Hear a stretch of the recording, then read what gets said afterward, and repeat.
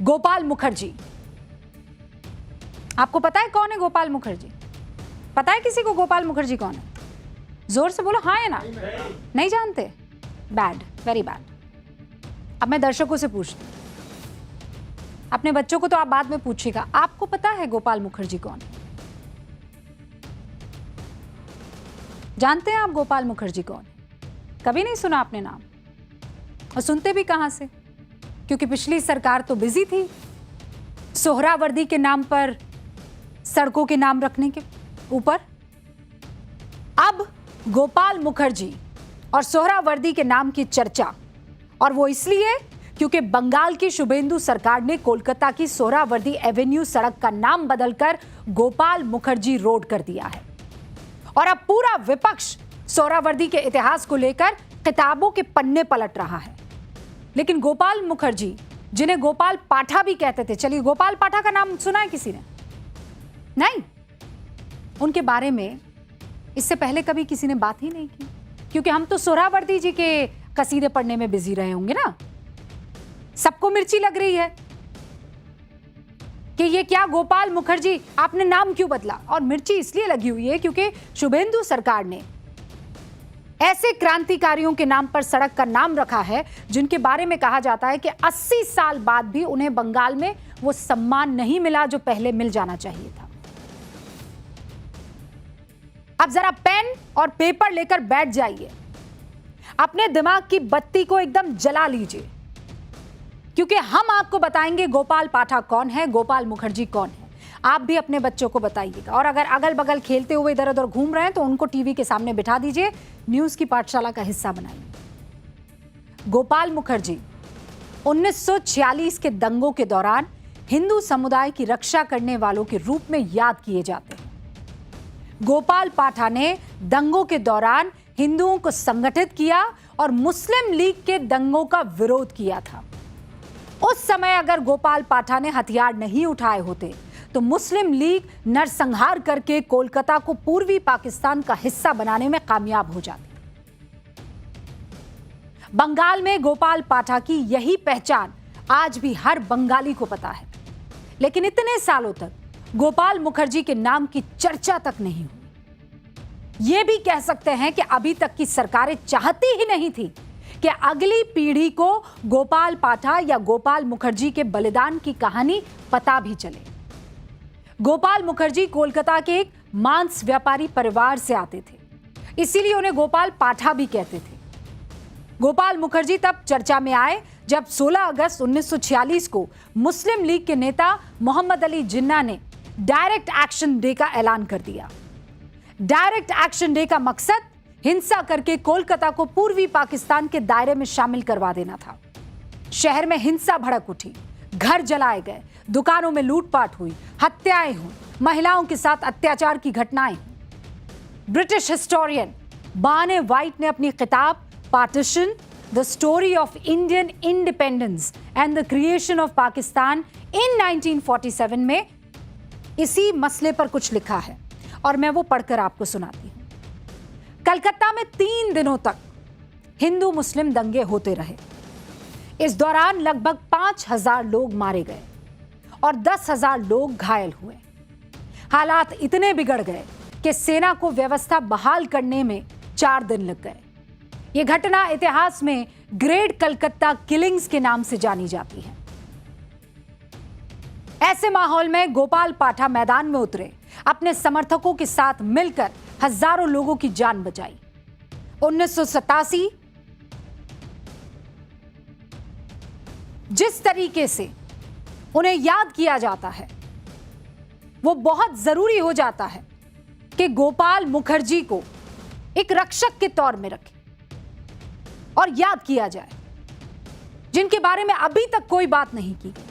लेकिन अब बंगाल की शुभेंदु सरकार ऐसे देशभक्तों को सम्मान दे रही है। बंगाल से गुलामी के प्रतीकों और आक्रांताओं के नाम को हटाने का फरमान सुना रही है। सीएम शुभेंदु अधिकारी कह रहे हैं कि कोलकाता में अब कोई भी मुगल, पठान या अत्याचारी ब्रिटिश के नाम पर कोई सड़क का नाम नहीं रहेगा। उन्होंने कहा कि आप बंगाली संस्कृति और गौरव को मिटा नहीं सकते हैं। उन्होंने सड़कों और पब्लिक जगहों के नामों को रिव्यू करने के लिए एक कमेटी बनाने की घोषणा भी की। गोपाल पाठक का नाम बंगाल में एक बार फिर सुर्खियों में आया। विपक्ष को इससे परेशानी हुई। वो सोहरावर्दी के नाम पर सवाल उठा रही है। कांग्रेस का कहना है कि बीजेपी ने जिस सोहरावर्दी के नाम को हटाया है वो सोहरावर्दी तो अलग है। सर हसन सोहरावर्दी शिक्षाविद और कलकत्ता विश्वविद्यालय के पूर्व कुलपति थे, जबकि हुसैन सोहरावर्दी, जिन्हें बंगाल का कसाई कहा जाता है, पाकिस्तान के पूर्व प्रधानमंत्री थे और दोनों एक ही परिवार से थे, चाचा और भतीजे थे। इसीलिए नाम भी थोड़ा मिलता जुलता है। लेकिन जिस सोहरावर्दी के नाम पर वो सड़क रखी गई है वो सोहरावर्दी तो शिक्षाविद थे। यही बात कहकर कांग्रेस सवाल उठा रही है कि ये नाम क्यों बदला गया। और यह भी सही है कि अब तक ज्यादातर लोग यही जानते थे कि कोलकाता में सड़क का जो नाम रखा गया है, जिसे लोग कोलकाता का कसाई कहते हैं, जो पाकिस्तान के पूर्व प्रधानमंत्री भी हुआ करते थे, ये वो सोहरावर्दी है। ऐसा होना लाजमी भी है। सोचिए आप अपने बच्चों के साथ कोलकाता की सोहरावर्दी एवेन्यू सड़क से जा रहे हैं, ठीक है? कहां जा रहे हैं?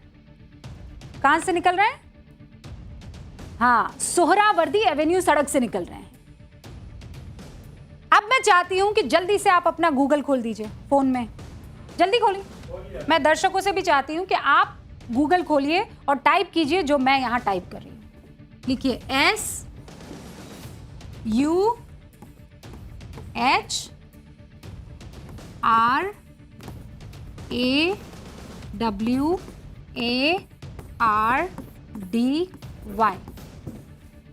टाइप किया? कर लिया? राजा टाइप किया? हाँ, अब क्या आ रहा है? बिस्वा इधर आओ, जल्दी जल्दी जल्दी, इधर इधर इधर आइए, इधर आइए। टाइप किया? हाँ, क्या आया? Prime minister of Pakistan. Prime minister of Pakistan. नाम क्या आया? हुसैन सर। मान लो अगर तुम्हारे दोस्त ने या मेरे बच्चे ने पूछा होता कि ये सोहरावर्दी एवेन्यू क्या है, तो क्या टाइप करते अपन? सोहरावर्दी करते। तो सोहरावर्दी में क्या आ रहा है? Hussain Shahid Sohrawardy was a Pakistani politician and statesman who served as the 5th Prime Minister of Pakistan. Thank you. Good student. तो अब सोच रहे हैं आप, और आपने भी टाइप किया तो क्या आया होगा? यही आया होगा। सबसे पहले क्या लिखकर आ रहा है? हुसैन शहीद सोहरावर्दी, पाकिस्तान के पूर्व प्रधानमंत्री, है ना? 5वें। अब एक बात तो आपको इस क्लास में क्लियर हो गई होगी कि चाचा हो के भतीजा हो के मामा हो के भांजा हो, ये सब फालतू की बहस है। कोलकाता में सोहरावर्दी परिवार के नाम पर कुछ रहना चाहिए कि नहीं रहना चाहिए? बिल्कुल नहीं। जिस हसन सोहरावर्दी के लिए विपक्ष छाती पीट रहा है उसके बारे में अब आपको मैं बताती हूं। आप कहेंगे भाई क्या हो गया, पाकिस्तान का था तो रहता पहले यही था ना। अब उसके बारे में आप समझ लीजिए। कनाडा के विक्टोरिया कॉलेज के प्रोफेसर जेफरी एम हीथ विस्तार से इस वाले सोहरावर्दी के बारे में कुछ लिखते हैं। जेफरी एम हीथ अपनी किताब the creator as critic and other writing by E.M. Forster में लिखते क्या है वो चौंकाने वाला है। हीथ कहते हैं हसन सोहरावर्दी के भारत के बारे में दिए गए सारे निष्कर्ष कंट्रोवर्शियल है, विवादास्पद है। वो भारतीय मुसलमानों की संख्या के वितरण, उर्दू के रूप में उनकी एक साझा भाषा की बात करते हैं और उनका मानना है, यानी किसका? सोहरावर्दी का, हुसैन सोहरावर्दी का मानना है कि हिंदुओं का मुसलमानों पर प्रभाव बहुत कम है। ऑल इंडिया मुस्लिम लीग और पाकिस्तान योजना का ब्यौरा भी वो देते हैं। भारत को एक देश के बजाय वो भारत को महाद्वीप मानते हैं। भारत के भविष्य को एक ऐसे महासंघ के रूप में देखते हैं जिसमें भारतीय रियासतों का राजस्थान, जितनी भी रियासतें हैं ना हुक्म, वो राजस्थान, और मुसलमानों का पाकिस्तान और हिंदुओं का हिंदुस्तान शामिल है। ये 3 अलग अलग इलाके हो गए। यानी जिसकी सोच ही विभाजनकारी हो, जो मुसलमानों के पाकिस्तान की बात करता था, वो बंगाल का गौरव कैसे हो सकता है? और अगर ब्रिटिश राज में उसके नाम पर सड़क का नाम रखा गया भी, तो पिछले 78 सालों में उसके नाम पर किसी को आपत्ति क्यों नहीं हुई? ये बड़ा और यक्ष प्रश्न है। ट्रंप के नाम पर कांग्रेस की किरकिरी हो रही है और दूसरी तरफ ये सवाल भी उठ रहे हैं कि आप किस चीज का बचाव कर रहे हैं? क्या हमारे देश के हीरो कम पड़ गए हैं? क्या हमारे देश के सेवक कम पड़ गए हैं जिनके नाम पर आप सड़कें नहीं रख सकते? ये सवाल और इस सवाल का जवाब आप भी तलाशिएगा।